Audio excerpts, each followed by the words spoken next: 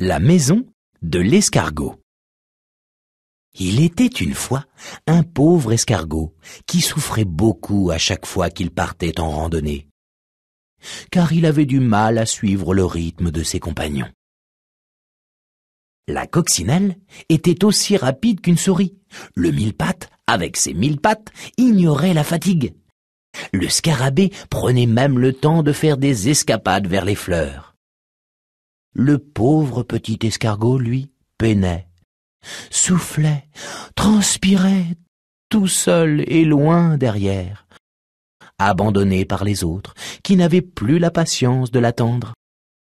Quand le petit escargot parvenait enfin à rejoindre le groupe, les autres petites bêtes s'étaient déjà bien reposées, avaient bien mangé et après avoir bien joué, avaient préparé le campement et dormaient depuis bien longtemps. Et comme il n'y avait plus de place, le petit escargot devait coucher à la belle étoile.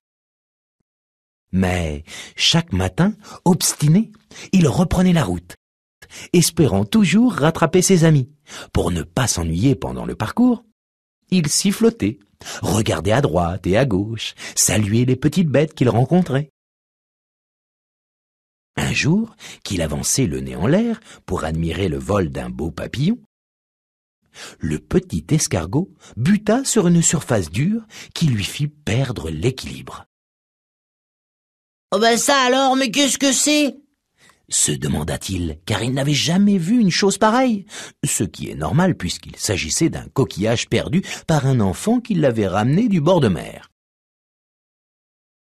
D'un naturel curieux, et comme la chose ne bougeait pas, le petit escargot alla voir de plus près et inspecta l'intérieur attentivement.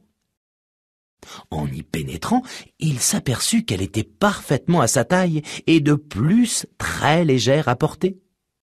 « Ah, c'est super !» jubila alors le petit escargot. « Je vais m'en faire une maison !» Et il se mit en route, le coquillage sur le dos. Quand il arriva au campement, tout le monde dormait déjà. Mais le lendemain matin, en sortant de son coquillage, le petit escargot remporta un très grand succès. Et toutes les petites bêtes ressentaient une pointe d'envie. Ainsi, le petit escargot n'avait plus besoin de se construire une maison chaque nuit. Il ne craignait plus ni le grand soleil, ni la pluie, et pouvait faire une sieste quand il le voulait.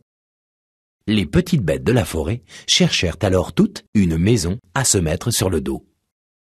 Mais en fin de compte, il n'y en eut que pour l'escargot.